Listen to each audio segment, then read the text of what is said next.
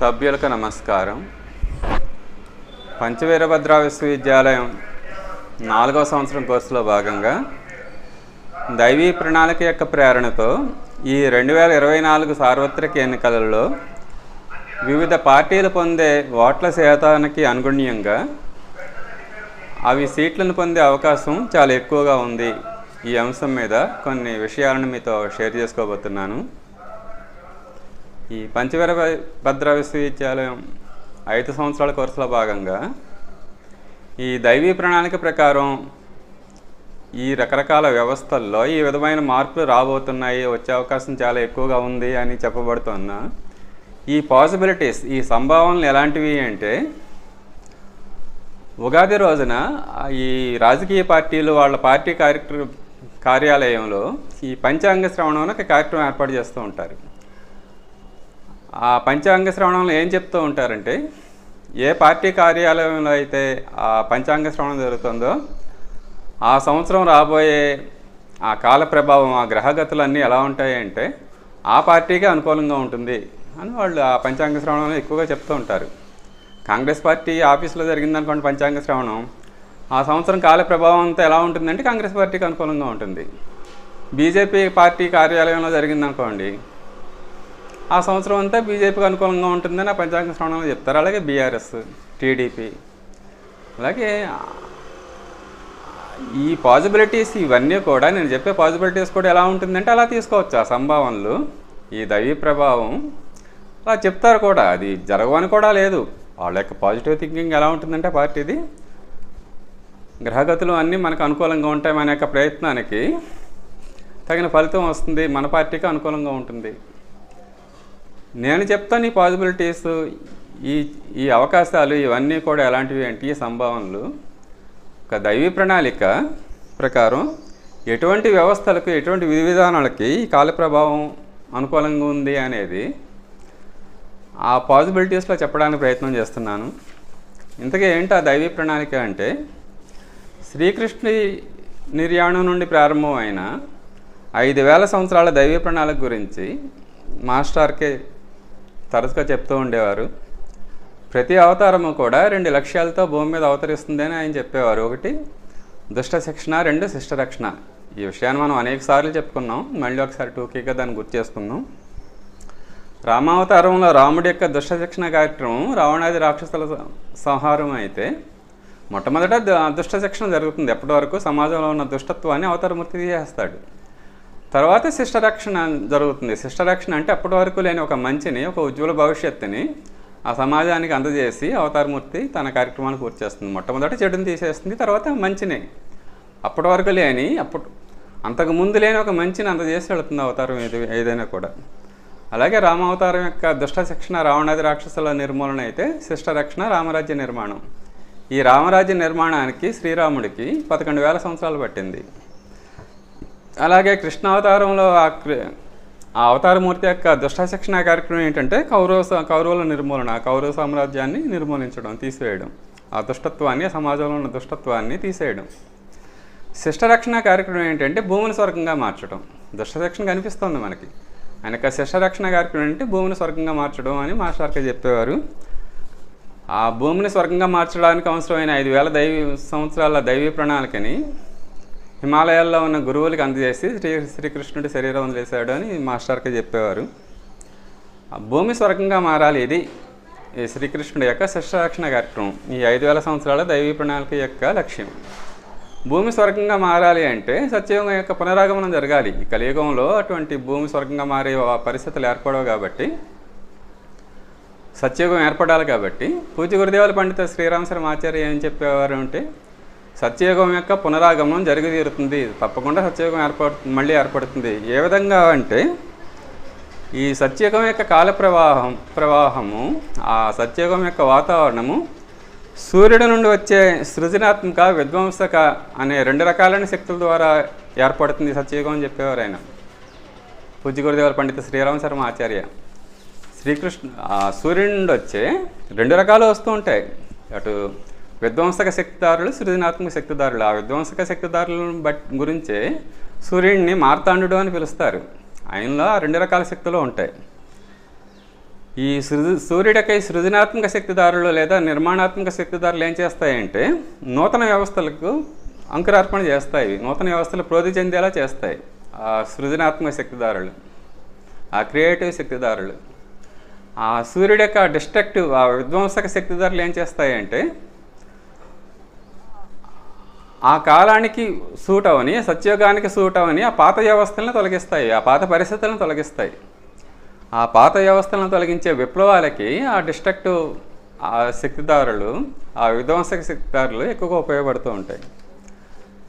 ఈ విప్లవాత్మకమైన పరిస్థితులు ఎప్పుడు ఎక్కువగా జరుగుతూ ఉంటాయి అంటే ఆ డిస్ట్రక్టివ్ ఎనర్జీ, ఆ డిస్ట్రక్టివ్ శక్తిదారులు ఇప్పుడు ఎక్కువగా ఉంటాయి అంటే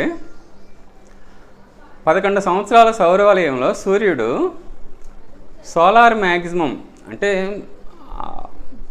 ప్రతి 11 సంవత్సరాలకి సూర్యుడిలో ధ్రువాలు తారుమారు అవుతూ ఉంటాయి. ఎప్పుడు ఆ ధ్రువాలు తారుమారుతూ ఉంటే ఉత్తర ధ్రువం దక్షిణ ధ్రువంగా, దక్షిణ ధ్రువం ఉత్తర ధ్రువంగా తారుమారు అవుతూ ఉంటే శాస్త్రజ్ఞులు కూడా చాలా తరచుగా చెప్తూ ఉంటారు. ప్రతి 11 సంవత్సరాలకు ఒకసారి జరుగుతుంది ఆ సౌరవలయంలో. ఆ ధ్రువాలు ఎప్పుడు తారుమారు అవుతాయి అంటే సూర్యుడిలో సూర్యకళంకాలను ఏర్పడతాయి. అవి గరిష్ట స్థాయికి చేరుకున్నప్పుడు సూర్యకళంకాలు ఆ ధ్రువాలు తారుమారయ్యి మళ్ళీ ఆ సూర్యకళంకాలు తగ్గిపోతాయి, నెమ్మదిగా తగ్గిపోయి అసలు సూర్యకళంకాలు లేని స్థితి వస్తుంది. దాన్ని సోలార్ మినిమం అంటారు. సూర్యకళంకాలు చాలా గరిష్టంగా ఉన్నప్పుడు దాన్ని సోలార్ మ్యాక్సిమం అంటారు. ఈ సోలార్ మ్యాక్సిమం స్థితికి సూర్యుడు చేరుకునే టైంలో ఆ సూర్యకళంకాల నుంచి సౌర తుఫాన్లు వెలువడి ఆ సౌర పదార్థం బయటకు వెలువడి అంతరిక్షంలోకి అలా వెదజల్లబడుతూ ఉంటుంది. అది భూమి మీద కూడా వస్తూ ఉంటాయి ఆ సౌర తుఫాన్లు. ఈ సౌర తుఫాన్లు ఎక్కువగా ఏర్పడినప్పుడు భూమి మీద విప్లవాత్మకమైన పరిస్థితులు ఏర్పడుతున్నాయని శాస్త్రవేత్తలు కూడా తెలియజేస్తున్నారు. వాళ్ళ యొక్క పరిశోధనలు కూడా తేలింది. అంచేత ప్రతి 11 సంవత్సరాలకు ఒకసారి ఈ విప్లవాత్మకమైన పరిస్థితులు ఎక్కువగా ఏర్పడుతూ ఉంటాయి. మామూలు రోజుల్లో జరుగుతూ ఉండొచ్చు, కానీ ఆ 11 సంవత్సరాలు సౌర కళంకాలు గరిష్టంగా ఉన్నప్పుడు ఆ సోలార్ మ్యాక్సిమం స్థితి ఏర్పడినప్పుడు భూమి మీద ఈ విప్లవాత్మకమైన పరిస్థితులు చాలా ఎక్కువగా జరుగుతూ ఉంటాయి. ఇటీవల ఆ సౌరవలయంలో ఆ సోలార్ మ్యాక్సిమం స్థితికి చేరుకున్నప్పుడు జరిగిన కొన్ని ప్రముఖమైన సంఘటనలు ఏంటి అంటే 2000 నవంబర్ అంటే ఒక 22 సంవత్సరాలు, ఒక 24 సంవత్సరాల క్రిందట, 23 సంవత్సరాలు, 2001 నవంబర్లో ఆ సోలార్ మ్యాక్సిమం స్థితి ఏర్పడింది. ఆ 2001 నవంబర్కి అటు ఇటు ఈ సోలార్ మ్యాక్సిమం స్థితి అనేది సుమారు 2-3 సంవత్సరాల పాటు ఉంటుంది, 3-4 సంవత్సరాలు కూడా ఉంటుంది ఒక్కొక్కసారి. సోలార్ మ్యాక్సిమం మిడ్ పాయింట్ అనుకుంటే దానికి ఒక సంవత్సరంన్నర ముందు, సంవత్సరంన్నర తర్వాత అనుకోవచ్చు, లేదా 2 సంవత్సరాల ముందు, 2 సంవత్సరాల తర్వాత. ఆ మిడ్ పాయింట్కి అటు ఇటు కూడా ఈ చాలా మేజర్ ఇన్సిడెంట్లు ప్రపంచంలో జరుగుతూ ఉంటాయి. ఆ 2001 నవంబర్లో ఆ సోలార్ మ్యాక్సిమం స్థితి ఏర్పడినప్పుడు జరిగిన కొన్ని ముఖ్యమైన సంఘటనలు ఏంటంటే ప్రపంచంలో అమెరికాలో .com సంక్షోభం ఏర్పడింది. అమెరికా ఆర్థిక రంగంలో ఆ .com సంక్షోభం అనేది ఆ 2001 సోలార్ మ్యాక్సిమం స్టేజ్ ఉండగా జరిగింది, స్థితి ఉండగా. ఆ 2000 సంవత్సరం .com సంక్షోభమే తర్వాత 2008 ఆర్థిక సంక్షోభానికి, ప్రస్తుతం అమెరికాలో విపరీతంగా అప్పులు పెరగడానికి కారణమైంది. ప్రపంచ ఆర్థిక రంగంలో ఒక విప్లవం సంభవించే పరిస్థితులు అప్పుడు ఏర్పడ్డాయి, అప్పటి నుంచి ప్రారంభమయ్యాయి. ఆ 2001 సోలార్ మ్యాక్సిమం స్థితి నుంచి. అప్పుడే చైనా WTOలో చేరింది. అప్పటి వరకు నేను ప్రపంచ వాణిజ్య రంగంలోకి ప్రవేశించని చైనా ఒక విప్లవాత్మకమైన నిర్ణయం తీసుకుని ఆ WTOలో చేరి ప్రపంచ వాణిజ్య రంగంలోకి ప్రవేశించడమే కాకుండా 2001లో ప్రస్తుతం ప్రపంచ వాణిజ్యంలో నంబర్ 1 స్థితికి ఎదిగింది. అమెరికాను కూడా దాటేసి ప్రపంచంలో ఆర్థిక రంగంలో 2వ స్థానంలో ఉంటే ప్రపంచ వాణిజ్య రంగంలో నంబర్ 1 స్థానంలో ఉంది ఈరోజు చైనా. అదే టైంలో 2001లోనే ఆ వరల్డ్ ట్రేడ్ సెంటర్స్ మీద బిన్ లాడెన్ దాడి చేయడం జరిగింది ఆ తీవ్రవాదులు. ఆ తర్వాత 2002లో ఆఫ్ఘనిస్తాన్ మీద, తర్వాత ఇరాక్ మీద అమెరికా దాడి చేయడం జరిగింది. ఆ 2001 సోలార్ మ్యాక్సిమం స్థితిలో ప్రపంచంలో చాలా ప్రముఖమైన సంఘటనలు జరిగాయి. దానికి కారణం ఏంటంటే ఈ సూర్యకళంకాల యొక్క ప్రభావం, ఆ తెలియని ఒక ఉన్మాద స్థితి, ఒక విపరీతమైన ఆవేశకరమైన స్థితి, ఒక సంకల్ప స్థితి అప్పుడు జరుగుతూ ఉంటుంది ఆ సోలార్ మ్యాక్సిమం స్థితిలో ఉన్నప్పుడు. ఆ సౌర తుఫానులు మానవ సంకల్పాలను కూడా ప్రభావితం చేస్తూ ఉంటాయని చెప్తారు పూజ్య గురుదేవులు. 2014 తర్వాత మళ్ళీ సోలార్ మ్యాక్సిమం స్థితి ఎప్పుడు వచ్చిందంటే 2001 నవంబర్లో ఒకసారి వచ్చింది. మళ్ళీ 11 సంవత్సరాలు రఫ్గా అనుకున్నా, ఒక్కొక్కసారి అది 13 సంవత్సరాలు కూడా పడుతూ ఉంటుంది, 9 సంవత్సరాలు కూడా వస్తూ ఉంటుంది ఆ సౌరవలయం. ఆ సౌరకళంకాలు గరిష్ట స్థితికి వెళ్ళే పరిస్థితి. మళ్ళీ ఆ సోలార్ మ్యాక్సిమం స్థితి ఎప్పుడు వచ్చింది అంటే 2014 ఏప్రిల్ నాటికి వచ్చింది.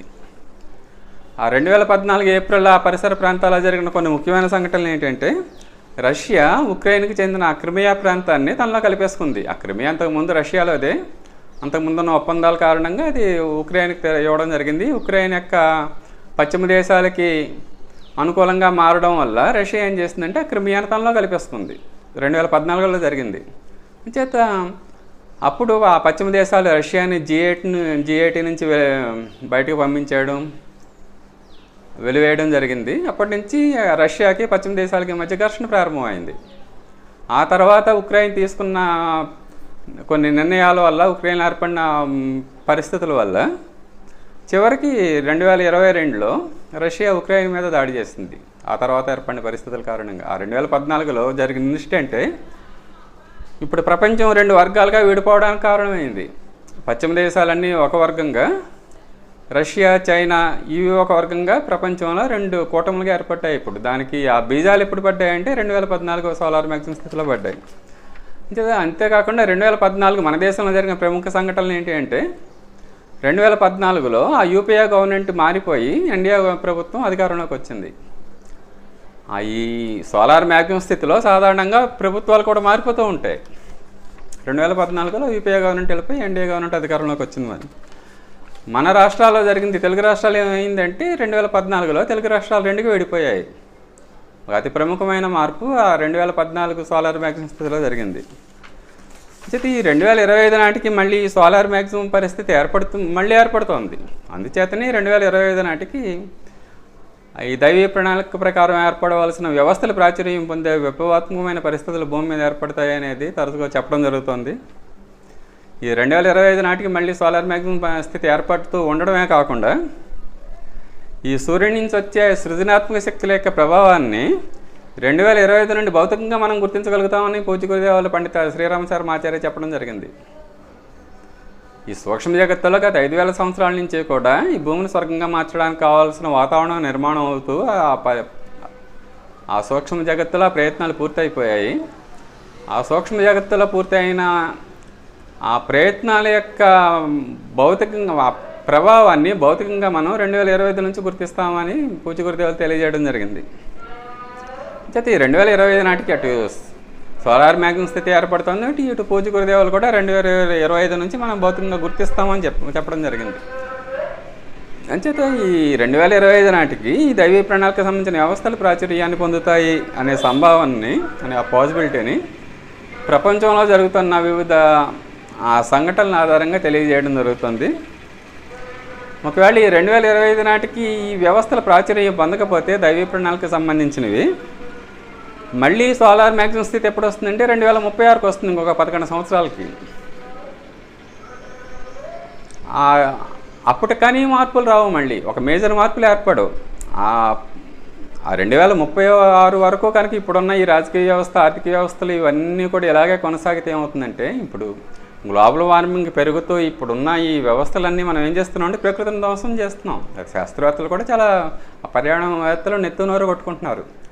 మన జీవిత విధానం ఎలా ఉందంటే, మన రాజకీయ వ్యవస్థ, ఆర్థిక వ్యవస్థలు, శాస్త్ర కళా సాహిత్య రంగాలు ఇవన్నీ కూడా మన జీవిత విధానాన్ని నిర్దేశించి వ్యవస్థలన్నీ ఎలా ఉన్నాయంటే ప్రకృతిని ధ్వంసం చేసే విధంగా ఉన్నాయి. మన జీవిత విధానం కానీ మన యొక్క వ్యవస్థల విధానాలన్నీ కూడా ప్రకృతిని ధ్వంసం చేస్తే తప్ప మనం హాయిగా జీవించలేని వ్యవస్థలను ఏర్పాటు చేసుకున్నాం. ఈ ప్రకృతి విధ్వంసం ఇలాగే కనుక ఇంకొక 11 సంవత్సరాలు జరిగితే ఏమవుతుంది అంటే, మహాత్ములు చెప్పేది, శాస్త్రవేత్తలు చెప్పేది కూడా 90% మానవ జాతి నశించిపోయే ప్రమాదం ఉంది అంటున్నారు.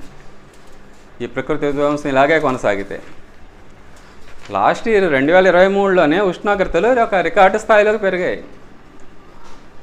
ఎన్నడూ లేనంత సడన్గా ఒక సంవత్సరమే ఎప్పుడు జరిగినంత వేడి ఉష్ణోగ్రత సడన్గా పెరిగింది క్రిందటి సంవత్సరం, ముఖ్యంగా సెప్టెంబర్లో, 2023 సెప్టెంబర్లో. ఎందుకింత సడన్గా ఈ ఉష్ణోగ్రత పెరిగింది, దానికి కారణాలు ఏంటి అని ఆ శాస్త్రవేత్తలను పరిశోధన చేసి ఆ పూర్తి కారణాలను వాళ్ళే గుర్తించలేకపోతున్నారు అని ఆ నాసాకు చెందిన ఒక సైంటిస్టు గవిన్ షుమిడిట్ అని ఆయన ఈ సైంటిఫిక్ జర్నల్ నేచర్లో ఒక ఆర్టికల్ రాయడం జరిగింది లాస్ట్ మంత్. పెరిగింది సడన్గా, ఉష్ణోగ్రత పెరిగింది 2023లో, ముఖ్యంగా సెప్టెంబర్లో. దానికి కారణాలు ఏమై ఉండొచ్చు అంటే మనం చేసే ఈ యాక్టివిటీస్ వల్ల వాతావరణ కాలుష్యం పెరుగుతుంది, గ్లోబల్ వార్మింగ్ పెరుగుతుంది, అది ఒక కారణం. ఎల్ నీనో అనే పరిస్థితి ఏర్పడింది, అది కూడా ఒక కారణం. ఎల్ నీనో ఏర్పడినప్పుడు ఉష్ణోగ్రత పెరుగుతూ ఉంటాయి. అలాగే షిప్పింగ్ రెగ్యులేషన్స్, నౌకాశ్రయాలు ఉన్న చోట వాతావరణానికి క్లియర్ చేయడానికి చేసే కొన్ని ప్రక్రియల వల్ల కూడా వేడి పెరుగుతుంది డైరెక్ట్గా ఆ సన్ రేస్ భూమి మీదకి రావడం వల్ల. అలాగే ఒక అగ్నిపర్వతం కూడా 2022లో ఆ టోంగా అనే టోంగాలో ఒక అగ్నిపర్వతం బ్రద్దలవడం వల్ల కూడా ఉష్ణోగ్రతలు పెరిగాయి. అలాగే సౌర తుఫాన్ల వల్ల కూడా ఉష్ణోగ్రతలు పెరుగుతున్నాయి. ఈ కారణాల వల్ల ఈ ఉష్ణోగ్రతలు ఇంత పెరిగాయని వాళ్ళు అంచనా వేసినప్పటికీ కూడా కొంత ఉష్ణోగ్రత ఎందుకు పెరిగిందో వాళ్ళకి అర్థం అవ్వట్లేదు. అంటే తెలియకపోతే ఏమవుతుందంటే ఆ పరిస్థితులు మనం ఊహించలేని విధంగా మారిపోయి చాలా ప్రమాదం ఏర్పడుతుంది. ఇది చాలా ఆందోళన కలిగించే అంశం అని ఆ నాసాకు చెందిన సైంటిస్టు ఆ జర్నల్లో రాయడం జరిగింది. ఇప్పటికే ఏమైందంటే గ్లోబల్ వార్మింగ్ 1.5 డిగ్రీలు చేరుకుంటే ప్రకృతి వైపరీత్యాల పరంపర మొదలైపోతుంది అని సైంటిస్టులు ఎప్పటి నుంచో చెప్తున్నారు. ఆ పరిస్థితి ఆల్రెడీ వచ్చేసింది. సరాసరి ఆ ఉష్ణోగ్రత 1.5 డిగ్రీలకి ఇప్పటికే చేరుకుంది. ఆ 2023లో నవంబర్లో 2 రోజుల పాటు 2 డిగ్రీలు కూడా చేరుకుంది. 1.5 చాలా ఎక్కువ. అలాగే 2 డిగ్రీలు మన బాడీ టెంపరేచర్ 1.5, 2 డిగ్రీలు 3 డిగ్రీలు పెరిగితే ఎంత తీవ్ర పరిణామాలు ఏర్పడుతూ ఉంటాయి. ప్రకృతిలో కూడా అలాగే ఏర్పడుతూ ఉంటాయి. అంచేత ఈ వ్యవస్థలు కనుక వచ్చే 2025 నాటికి మారకపోతే ఏమవుతుందంటే ఆ 2036 నాటికి ఆ మహావినాశకర పరిస్థితులు ఏర్పడే అవకాశం చాలా ఎక్కువగా ఉంది. అంచేత ఈ భూమిని స్వర్గంగా మార్చడానికి ఉపకరించే ఆ వ్యవస్థలు, ఆ రాజకీయ వ్యవస్థ కానీ ఆర్థిక వ్యవస్థ కానీ రాబోయే రోజుల్లో దైవ ప్రణాళిక ప్రకారం ఏ విధంగా ఉండబోతున్నాయి అనేది పూజ్య గురుదేవులు తెలియజేశారు. ఈనాటి రాజకీయ వ్యవస్థకి, ఈనాటి ఆర్థిక వ్యవస్థలకి అవన్నీ పూర్తిగా భిన్నంగా ఉంటాయి. ఆ వ్యవస్థలు ప్రాచుర్యంలోకి వస్తాయి, ఆ వ్యవస్థల ద్వారా భూమి స్వర్గంగా మారుతుంది అని ఆయన తెలియజేయడం జరిగింది. అంచేత అటువంటి వ్యవస్థలు ఈ కాల ప్రభావం యొక్క ప్రేరణతోటి మనంతటా మనం ఆ మార్పులు చేసుకోలేం. ఆ సూక్ష్మ జగత్తు యొక్క ప్రభావం కాల ప్రభావంతో జరగాల్సిందే.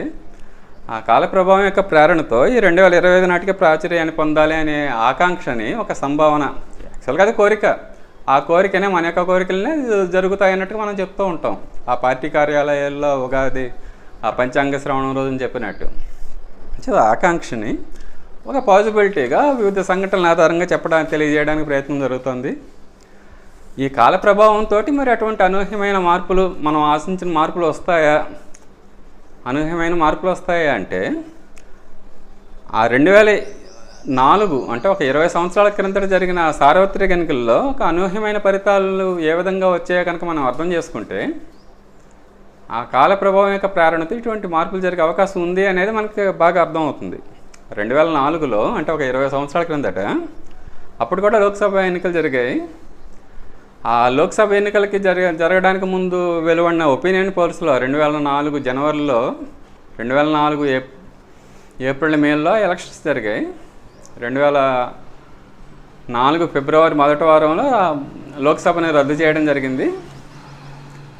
అంతకుముందు 2001 అప్పటికే లోక్సభను రద్దు చేస్తారనే నిర్ణయం అయింది. 2001లో వెలువడిన ఒపీనియన్ పోల్స్లో అప్పుడు అధికారంలోని ఎన్డీఏ గవర్నమెంట్, బీజేపీ యొక్క ఆధ్వర్యంలో ఎన్డీఏ గవర్నమెంట్, వాజ్పేయి ప్రధానమంత్రిగా ఉన్నారు. ఎన్డీఏ పార్టీకి, కూటమికి 335 సీట్లు వస్తాయి. ఆ కాంగ్రెస్ నేతృత్వంలో ఉన్న యూపీఏ కూటమికి 110 సీట్లు వస్తాయి. అప్పటికి యూపీఏ ఫార్మ్ అవ్వలేదు, కానీ కాంగ్రెస్ ట్రై చేస్తుంది కొన్ని రీజనల్ పార్టీలతో కలిసి పొత్తు పెట్టుకోవడానికి. ఆ ఎన్డీఏకి 335 సీట్లు వస్తాయి, యూపీఏకి 110 సీట్లు వస్తాయి, ఇతర పార్టీలకు 100 సీట్లు వస్తాయని ఆ ఒపీనియన్ పోల్స్లో చెప్పడం జరిగింది 2004 జనవరిలో. కానీ ఎన్నికల అయిపోయిన తర్వాత వెలువడిన ఫలితాల్లో ఏమైంది అంటే ఎన్డీఏకి ఏమో 181 సీట్లు వచ్చాయి, 335 వస్తాయి అనుకుంటే 181 వచ్చాయి, ఆల్మోస్ట్ సగానికి పడిపోయాయి. యూపీఏకి 110 సీట్లు వస్తాయి అనుకుంటే 218 సీట్లు వచ్చాయి, ఇతర పార్టీలకు 100 అనుకుంటే 143 వచ్చాయి. కంప్లీట్గా రివర్స్ అయింది పరిస్థితి. పరిస్థితి చాలా అనుకూలంగా ఉంది అని ఎన్డీఏ గవర్నమెంట్ ఇంచుమించు ఒక 6 నెలల ముందే ఎన్నికలకు వెళ్ళడం జరిగింది. అప్పుడు ముఖ్యంగా చంద్రబాబు నాయుడు ఆయన్ని మన ఆంధ్రప్రదేశ్ శాసనసభని రద్దు చేయడం వల్ల అప్పుడు నక్సలైట్ల యొక్క దాడి జరిగి ఆ సానుభూతి కారణంగా ఎక్కువ సీట్లు వస్తాయని ఆలోచనతో ఆయన చంద్రబాబు నాయుడు ఆ శాసనసభని రద్దు చేయడం జరిగింది. అప్పటికి ఎన్డీఏ గవర్నమెంట్కి టీడీపీ బయట నుంచి మద్దతు ఇస్తోంది. అయితే రెండు కూడా ఒకేసారి ముందుకెళ్దామని ఆలోచనతో బహుశా ఆ ఎలక్షన్స్ ముందు పెట్టడం జరిగింది. 2004లో సెప్టెంబర్లో జరగాల్సినవి ఏప్రిల్ మే నెలకి ముందుకి మార్చి ఆ ఎలక్షన్స్ పెట్టడం జరిగింది 2004లో.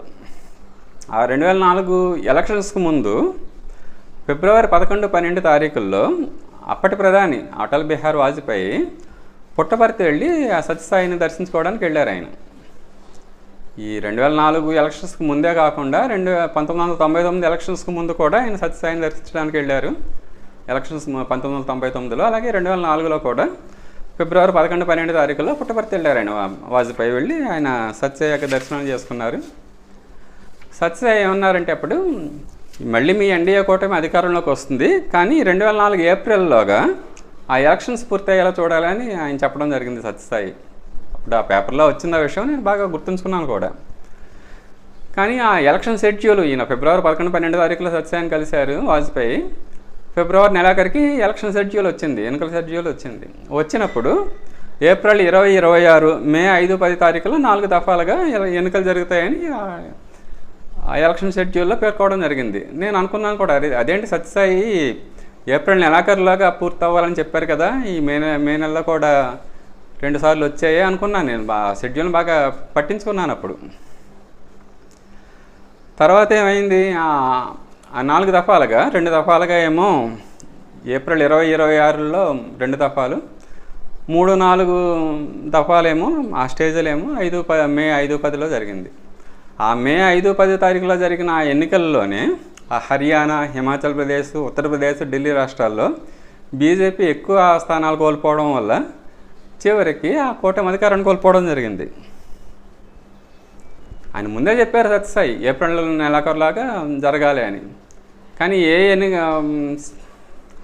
స్టేజ్లు అయితే, ఆ ఫేజెస్ అయితే, ఆ 3, 4 ఫేజులు మేలో జరిగాయో వాటిలోనే ఎన్డీఏ ప్రభుత్వం, ఆ బీజేపీ ప్రభుత్వం ఎక్కువ సీట్లు కోల్పోవడం, అధికారాన్ని కోల్పోవడం కూడా జరిగింది. అంటే ఏప్రిల్ వరకే ఆ ఎన్డీఏ ప్రభుత్వానికి కాలప్రవాహం అనుకూలంగా ఉంది. ఆ కాలప్రభావం అనుకూలత పోయినప్పుడు అధికారం కోల్పోయింది. అలాగే ఇప్పుడు ఈ కాలప్రభావం దైవీ ప్రణాళికకి అనుకూలంగా ఉంది కాబట్టి ఈ కాలప్రభావం యొక్క ప్రేరణతోటి దైవీ ప్రణాళిక ప్రకారం ఏర్పడవలసిన రాజకీయ వ్యవస్థ మన దేశంలో ఏర్పడడానికి, ప్రపంచంలో ఏర్పడడానికి ఈ 2024 ఎన్నికల తర్వాత అటువంటి అవకాశం చాలా ఎక్కువగా ఉంది. ఇప్పుడు కాలప్రభావం దైవీ ప్రణాళిక ప్రకారం ఏర్పడవలసిన వ్యవస్థలకు అనుకూలంగా ఉంది కాబట్టి 2024 ఎలక్షన్స్లో ఏం జరుగుతుంది అంటే, ఆ తర్వాత పరిస్థితులు కానీ దైవీ ప్రణాళిక ప్రకారం ఎటువంటి వ్యవస్థ ఏర్పడాలో అటువంటి వ్యవస్థ ఏర్పడడానికి కావాల్సిన ఫలితాలు ఈ 2024 ఎన్నికల్లో రావడానికి చాలా ఎక్కువ అవకాశం ఉంది. దైవీ ప్రణాళిక ప్రకారం ఏం జరగాలి అంటే, ప్రతి దేశంలో కూడా అన్ని వర్గాల ప్రజల ఆకాంక్షలకు అనుగుణంగా ఉండే ఒకే ఒక ప్రజా పార్టీ ఏర్పడాలి. ఒకే ఒక ప్రజా పార్టీ ఉండాలి. ఇన్ని పార్టీలు, అనేక పార్టీల బదులు పూజ్య గురుదేవులు చెప్పింది ఏంటి అంటే, పండిత శ్రీరామకృష్ణమాచార్య, అనేక పార్టీల బదులు ఒకే ఒక ప్రజా పార్టీ ఉండాలి. కానీ ఆ ప్రజా పార్టీ ఎలా ఉండాలి? అన్ని వర్గాల ప్రజల యొక్క ఆకాంక్షలకు అనుగుణంగా ఉండాలి. ఏదో ఒక వర్గం యొక్క ఆకాంక్షలకు అనుగుణంగా కాదు. ఆ అన్ని వర్గాల యొక్క సమన్వయంతో కూడిన ఆ పార్టీ ద్వారా ఎన్నుకోబడిన వ్యక్తుల ద్వారానే జాతీయ ప్రభుత్వం ఏర్పడాలి. అటువంటి జాతీయ ప్రభుత్వం పరిపాలన సాగిస్తుంది అని ఆయన చెప్పడం జరిగింది. అటువంటి ఒకే ఒక ప్రజాపార్టీ పరిపాలన చేస్తే అవి రాజకీయ వ్యవస్థలు ప్రపంచంలో ఉన్నాయనేది మనం చాలాసార్లు చెప్పుకుంటున్నాం. అధికారికంగా చైనాలో ఉంది, అది అనధికారికంగా రష్యాలో ఉంది. అనధికారికంగా కూడా అక్కడే ఒకే యునైటెడ్ రష్యా అని ఆ పార్టీ తప్ప ఇంకా వేరే పార్టీ అక్కడ అధికారాన్ని చేపట్టే పరిస్థితులు లేవు రష్యాలో. పుతిన్ తప్ప వేరే వ్యక్తి అధ్యక్షుడయ్యే పరిస్థితులు లేవు అక్కడ రష్యాలో. అఫీషియల్గా చైనాలో ఉంది ఒకే కమ్యూనిస్ట్ పార్టీ తప్ప ఇంకో వేరే పార్టీ ఉండదు అక్కడ. అన్అఫీషియల్గా రష్యాలో ఉంది అటువంటి పరిస్థితి. కానీ చైనాలో పరిస్థితి ఎలాంటిది అంటే, ఆ ప్రభుత్వ విధానాలను ఎవరైనా విమర్శిస్తే వాళ్ళు కనుమరుగు అయిపోతారు, కనిపించరు. కొంచెం పెద్ద స్థాయి నోటెడ్ పర్సన్ ఎవరైనా సరే ప్రభుత్వాన్ని కనుక విమర్శిస్తే తర్వాత మనిషి ఏమయ్యాడో తెలియదు, అజ్ఞాతంలోకి వెళ్ళిపోతాడు. అటువంటి పరిస్థితులు చైనాలో ఉన్నాయి. అంటే విమర్శ అనేది అక్కడ సహించలేని పరిస్థితి ఉంది. రష్యాలో అయితే ఏం చేస్తారంటే, వాళ్ళు సాధారణంగా దేశం నుండి దేశద్రోహం కేసు మీద దేశం నుండి వెళ్ళగొట్టేస్తారు, లేదా జైల్లో పెడతారు, లేదా సడన్గా యాక్షన్లో చచ్చిపోతూ ఉంటారు. ప్రెసిడెంట్ని కానీ లేదా ప్రభుత్వాన్ని కానీ ఎవరైనా విమర్శిస్తే రష్యాలో జరిగేది ఏంటంటే, దేశం నుంచి వెళ్ళగొట్టడం, జైల్లో పెట్టడం, లేదా యాక్సిడెంట్లో చనిపోవడం జరుగుద్ది. చైనాలో అయితే ఇంకా అసలు సమస్య లేదు, కేసులు లేవు, ఏముండవు. ఇంకా సడన్గా ఇంకా వాళ్ళు కనిపించరు మళ్ళీ. ఇంకా తర్వాత వాళ్ళ జీవితం ఇంకా పూర్తిగా అక్కడితో ముగిసిపోతుంది. ప్రజల జీవితం ముగిసిపోతుంది. ఇంక సైలెంట్గా వాళ్ళు అజ్ఞాతంలో బతకాల్సిందే తప్ప ఇంకా మళ్ళీ బయటకు కనిపించరు. కానీ దైవ ప్రణాళిక ప్రకారం ఏర్పడవలసిన రాజకీయ వ్యవస్థ ఎలా ఉంటుంది అంటే అది అందరి అభిప్రాయాలను గౌరవించేదిలా ఉంటుంది. మాస్టర్కే చెప్పేవారు, రాముడు ఒక చాకలివాణి మాట విని భార్యని అడవులకు పంపించడానికి కారణం ఏంటంటే నా రాజ్యంలో ఒక చాకలివాణి యొక్క అసంబద్ధమైన మాటకు కూడా విలువ ఉంటుంది అని చెప్పడానికి ఆయన అలా చేశాడని చెప్పేవారు. చేత రామరాజ్యం ఏర్పడాలి, భూమి స్వర్గంగా మారాలి, ఒక మంచి రాజకీయ వ్యవస్థ ఏర్పడాలి అంటే భూమిని స్వర్గంగా మార్చే రాజకీయ వ్యవస్థ రామరాజ్యాన్ని నిర్మిస్తుంది. అటువంటి రాజకీయ వ్యవస్థ ఎలా ఉంటుందంటే అందరి అభిప్రాయాలను గౌరవించేదిగా ఉంటుంది. ప్రస్తుతం ఇప్పుడు మన దేశంలో ఉన్న రాజకీయ వ్యవస్థని ఎలాంటిదంటే దాన్ని FPTP రాజకీయ వ్యవస్థ అని చెప్తారు. ఫస్ట్ పాస్ట్ ద పోస్ట్ అంటే ఇది గుర్రపు పందాల్లో ఈ పదం వాడుతూ ఉంటారు. ఏ గుర్రం అయితే ఆ గుర్రాలు పరిగెడుతూ ఉంటే ఏ గుర్రం అయితే ముందుగా ఆ పోస్ట్ని దాటేస్తుందో ఆ గుర్రమే నెగ్గుతుంది. అనేక మంది ఎలక్షన్స్లో పోటీ పడినప్పుడు ఎవరు ఎక్కువ ఓట్లు పొందితే వాళ్ళే నెగ్గుతారు. ఇప్పుడు మన దేశంలో అమలవుతున్న విధానంలో ఈ మల్టీ పార్టీ సిస్టంలో పోటీ చేసినప్పుడు ఏమవుతుందంటే 3-4 పోటీ చేస్తారు. పోటీ చేసినప్పుడు మిగతా వాళ్ళకి ఎంతో కొంత వచ్చి ఒక 30% ఓట్లు వచ్చిన అందరికంటే ఒక వ్యక్తికి 30% ఓట్లు వచ్చే మిగతా వాళ్ళకి 30% కూడా రావు. ఒక 4-5 పోటీ చేసినప్పుడు ఈ 30% వచ్చినప్పుడే అతను నెగ్గుతున్నాడు. కానీ మిగతా 70% మంది యొక్క ప్రజల యొక్క ఆకాంక్షలకి అభిప్రాయాలకి గౌరవం లేకుండా పోతుంది. ఇప్పుడున్న ఈ ఎన్నికల విధానంలో ఏమవుతుందంటే మెజారిటీ పూర్తి సగం కంటే ఎక్కువ ఓట్లు రాని వాళ్ళు కూడా రాని పార్టీ కూడా అధికారంలోకి వచ్చేస్తోంది. 30% ఓట్లు పొందిన పార్టీ కూడా అధికారంలోకి వచ్చి ఆ పార్టీ విధానాల ప్రకారంగానే పరిపాలన చేస్తోంది తప్ప మిగతా 70% ఆ ప్రజల యొక్క అభిప్రాయాలకి అంతగా ప్రాతినిధ్యం ఉండట్లేదు. ముందు ఆ పార్లమెంట్లోనే ఆ ప్రాతినిధ్యం ఉండట్లేదు. పార్లమెంట్లో ఎవరుంటున్నారు ప్రతినిధులు అంటే ఆ 30% ఓట్లు పొందిన వాళ్ళు ఎక్కువ మంది ఉంటున్నారు. ఆ 70% మందికి సరిపడా ప్రాతినిధ్యం పార్లమెంట్లో ఉండట్లేదు ఇప్పుడున్న ఎన్నికల విధానంలో. ప్రజాస్వామ్యం అంటే ఎలా ఉండాలంటే అది అందరికీ ప్రాతినిధ్యం ఉండాలంటారు మాస్టర్కే. 30% ఓట్లు వచ్చిన పార్టీ 70% మందిని వాళ్ళ మీద పరిపాలించడం అంటారు ఆయన. ప్రజాస్వామ్యం అంటే మరి అందరికీ భాగస్వామ్యం ఉండాలి ఆ ప్రభుత్వంలో, ప్రజలందరికీ ఉండాలి, ప్రజలందరూ కనీసం ప్రాతినిధ్యం ఉండాలి పార్లమెంట్లో. ఈ ఎన్నికల విధానంలో అలా జరగటం లేదు. 2019 లోక్సభ ఎన్నికల ఫలితాలను కనుక మనం చూస్తే బీజేపీకి 37.3% ఓట్లు వచ్చాయి. కానీ మా సీట్లు అన్నీ వచ్చాయంటే 303 వచ్చాయి. పార్లమెంట్లో 543 సీట్లు ఉంటాయి, మొత్తం 545 ఉంటాయి. 2 సీట్లని ఆంగ్లో ఇండియన్స్ కేటాయిస్తారు. 543 సీట్లకి ఎన్నికలు జరుగుతూ ఉంటాయి. ఈ 543 సీట్లలో ఓట్ల పరంగా 37.3% ఓటింగ్ వస్తే బీజేపీకి సీట్లు మాత్రం 55.8 56% సీట్లు వచ్చాయి. 303 సీట్లు వచ్చాయి ఈ మెజారిటీ విధానంలో ఎన్నికలు జరగడం వల్ల. కాంగ్రెస్కి 19.5 సీట్లు వస్తే 19.5 ఓట్లు వస్తే 19.5% ఓట్లు వచ్చాయి కాంగ్రెస్కి 2019లో. కానీ సీట్లు 52 వచ్చాయి. ఆ లోక్సభలో ఎన్ని సీట్లు వచ్చాయంటే 9.6. ఓటింగ్ ఏమో 19.5% వచ్చింది, కానీ సీట్లు ఎన్ని వచ్చాయంటే 9.6. వైఎస్ఆర్ కాంగ్రెస్కి 2.5% ఓట్లు వస్తే మొత్తం దేశం మొత్తం మీద ఓటింగ్ శాతాన్ని చూస్తారు. మొత్తం 60 కోట్ల మంది ఓటింగ్ వేయడం జరిగింది 2019 ఎలక్షన్స్లో. వైఎస్ఆర్ కాంగ్రెస్కి 2.5% ఓట్లు వస్తే 22 సీట్లు వచ్చాయి. అంటే లోక్సభలో ఉన్న సీట్లలో 4.1% వచ్చింది. ఓట్ల శాతం కంటే సీట్ల శాతం రెట్టింపు ఉంది ఆల్మోస్ట్. టీడీపీకి 2% ఓట్లు వచ్చినా సరే 3 సీట్లే వచ్చాయి. 2.5% ఓట్లు వస్తే 22 సీట్లు వచ్చాయి వైఎస్ఆర్సీపీకి. 2% ఓట్లు వచ్చినా సరే టీడీపీకి 3 సీట్లే వచ్చాయి. 0.5% సీట్ల శాతం వచ్చింది. అంటే ఆ ఓట్ల శాతానికి పొందే సీట్ల శాతానికి సంబంధం లేకుండా పోతుంది. టీఆర్ఎస్కి 1.3% ఓట్లు వస్తే 1.7% సీట్లతోటి 9 సీట్లు వచ్చాయి టీఆర్ఎస్కి.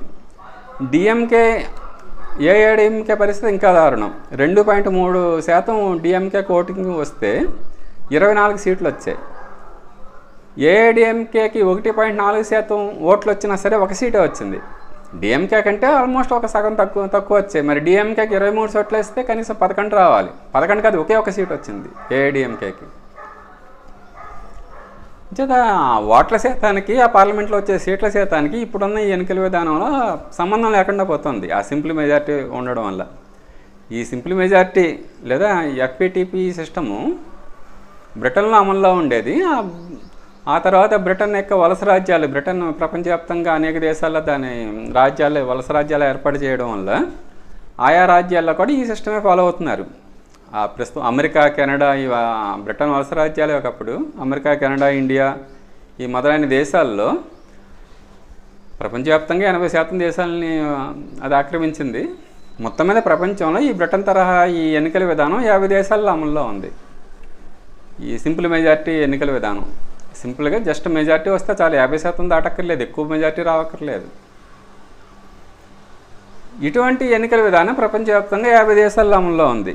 ఈ సింపుల్ మెజార్టీ ఎన్నికల విధానమే కాకుండా మనం అనుకుంటే ఈ ఓట్ల శాతం ఆధారంగా సీట్లు లభించే విధానం కూడా ఉంది. దాన్ని ప్రపోర్షనల్ పార్టిసిపేషన్ అంటారు. దామాషా పద్ధతి, దామాషా ప్రాతినిధ్యం. ఎంత శాతం ఓట్లు వస్తే అంత శాతం సీట్లు ఆ పార్లమెంట్లో ఈ సిస్టంలో వస్తాయి. ఇది కూడా పాపులర్గానే ఉంది ప్రపంచంలో. ఒక విధంగా ఈ సింపుల్ మెజార్టీ ఆ ఎన్నికల విధానం కంటే కూడా ఈ ఓట్ల శాతం ప్రకారం సీట్లు పొందే ఈ దామాషా ప్రాతినిధ్యం, ఈ ప్రపోర్షనల్ రిప్రజెంటేషనే ప్రపంచవ్యాప్తంగా ఎక్కువ దేశాల్లో అమల్లో ఉంది. 110 దేశాల్లో ఈ విధానం అమల్లో ఉంది. సింపుల్ మెజార్టీ 50 దేశాల్లోనూ ఉంటే ఈ ఓట్ల శాతం ఆధారంగా సీట్లు లభించే ఈ విధానం 110 దేశాల్లో అమల్లో ఉంది. Germany, Mexico, New Zealand, Thailand, Spain, Switzerland, Greece, Sri Lanka, Brazil, Turkey, దక్షిణాఫ్రికా ఇటువంటి దేశాల్లో పూర్తిగా ఈ విధానం అమల్లో ఉంది. జపాను, రష్యా, ఇటలీ, ఈజిప్ట్ మొదలైన దేశాల్లో ఈ ఓట్ల శాతం ఆధారంగా సీట్లు లభించే విధానం పార్షియల్గా ప్యారలల్ సిస్టమ్ అంటారు దాన్ని, పార్షియల్గా అమల్లో ఉంది ఆ విధానం. జపాన్లో అయితే 2 వంతులు సింపుల్ మెజార్టీతో జరిగితే పార్లమెంట్ సీట్లకి ఎన్నికలు, 1 వంతు ఓట్ల శాతం ఆధారంగా సీట్లు ఇస్తారు. రష్యాలో అయితే ఆ డ్యూమాలో సగం ఇస్తారు. సగం ఏమో ఈ సింపుల్ మెజార్టీ ప్రకారం ఎన్నికలు జరిగితే, సగం ఏమో ఓట్ల శాతం ఆధారంగా సీట్లు ఇస్తారు. మన రాజ్యసభలో కూడా ఈ దామాషా ప్రాతినిధ్యమే అమల్లో ఉంది, ప్రపోర్షనల్ రిప్రజెంటేషన్. ఆ శాసనసభల్లో ఏ పార్టీకి ఎంతమంది ఎమ్మెల్యేలు ఉన్నారు అనే దాన్ని బట్టి రాజ్యసభలో ఆ పార్టీలకి సీట్లు వస్తూ ఉంటాయి. మన దేశంలో లోక్సభకి ఈ సింపుల్ మెజార్టీ విధానం అమల్లో ఉన్నప్పటికీ కూడా రాజ్యసభకి మాత్రం ఈ పిఆర్ సిస్టమ్ అంటారు దీన్ని, ప్రపోర్షనల్ రిప్రజెంటేషన్ విధానం అమల్లో ఉంది.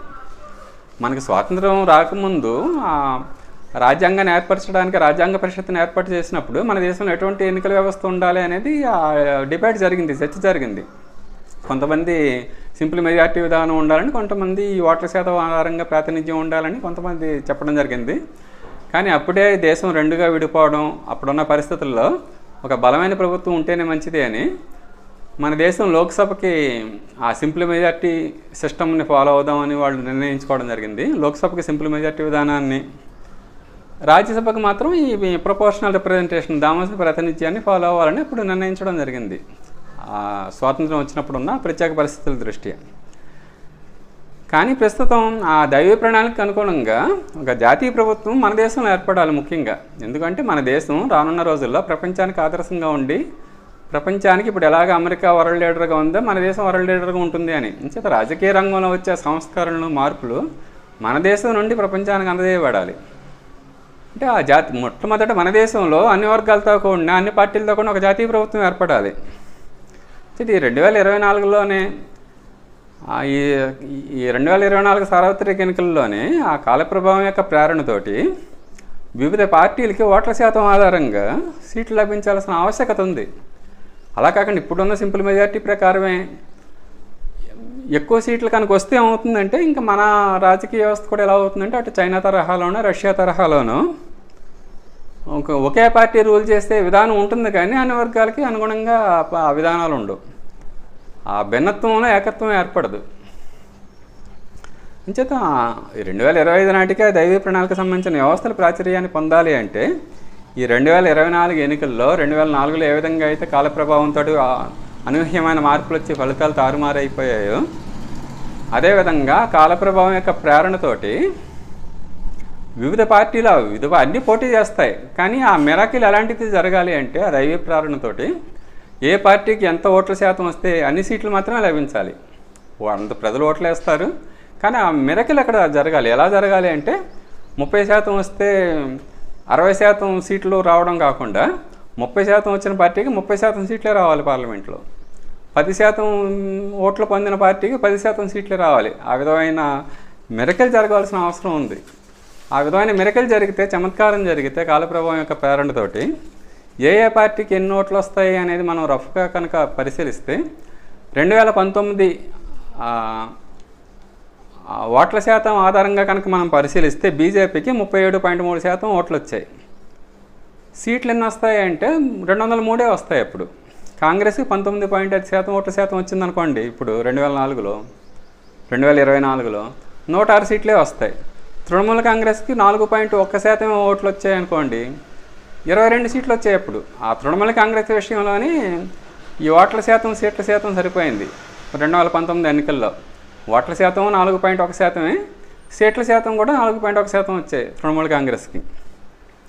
వైఎస్ఆర్ కాంగ్రెస్కి 2.5% ఓట్లు వచ్చాయి అనుకోండి. ఇప్పుడు ఆంధ్రప్రదేశ్లో 14 సీట్లు వస్తాయి, కానీ లాస్ట్ టైం 22 సీట్లు వచ్చాయి.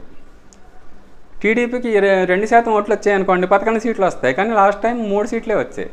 ఓట్ల శాతం ఆధారంగా కనుక సీట్లు లభించి ఆ మిరకల్ జరిగితే ఏమవుతుంది అంటే టీఆర్ఎస్కి 1.3% వచ్చాయి అనుకోండి, 7 సీట్లు వస్తాయి. ఈ ఓటింగ్ శాతం పెరగచ్చు తగ్గచ్చు. బీజేపీకి 60% వచ్చాయి అనుకోండి, 300 సీట్లు వస్తాయి. కాదు 50% వస్తే 270 వస్తాయి. ఆ బీజేపీకి ఎంత శాతం వస్తాయనే దానికి అనుగుణంగా ఆ సీట్లు రావాలి. ఆ విధంగా ఫలితాలు వచ్చినప్పుడే ఈ 2025 నాటికంటే నెక్స్ట్ ఇయర్లోగా ఈ దైవీ ప్రణాళికకు సంబంధించిన వ్యవస్థలు ప్రాచుర్యాన్ని పొందుతాయి. లేకపోతే ఏమవుతుందంటే మళ్ళీ అటువంటి వాతావరణం 2036 కానీ ఏర్పడదని మనం చెప్పుకుంటున్నాం కదండి. 2036 వరకు కనుక ఇదే వ్యవస్థలు ఇలాగే కొనసాగితే ఏమవుతుందంటే ఆ గ్లోబల్ వార్మింగ్ 4% పెరిగి ఆ మహావినాశనం సంభవించే అవకాశం ఉంది. చేత ఈ కాలప్రభావం యొక్క ప్రేరణతోటి ఈ 2025 నాటికే దైవీ ప్రణాళిక ప్రాచుర్యాన్ని పొందాలి అని కోరుకుందాం. జై గురుదేవ్.